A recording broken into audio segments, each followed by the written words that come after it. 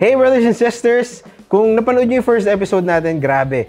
Sobrang saya ng kwentuhan natin. At due to an unexpected reason or unexpected changes, nakat po yung video natin or yung live natin.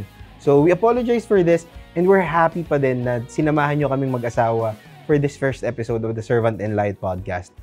And alam nyo, Dayano, dahil nga about marriage and family, yung pag-uusapan natin this entire season, I'm very happy to announce na for some episodes, makakasama po natin dito ang aking may bahay, the love of my life, my Lomo, my co-host, Dayan.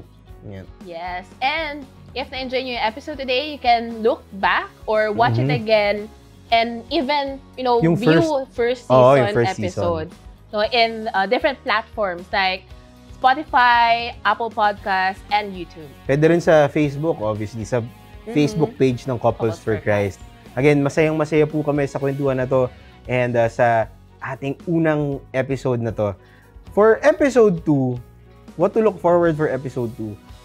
Magandang kwentuhan din yun. Naniniwala ako na may mga makaka-relate dito at makakaantig sa puso ng mga tao. Dahil yung second episode po natin, we'll be talking to a couple who had difficulties in their conception and conceiving. And somehow, this is very close to our heart as well, no? A little bit. Medyo malapit ito sa puso natin. So, abangan po natin yon next week, November 15 at 7 p.m. Abangan nyo po yung episode na yun. At dahil po dyan, maraming salamat po ulit sa pagsama sa amin. Thank you for commenting, for sharing your thoughts, and even your questions. Thank you to our friends, our dear friends and families who watch this with us.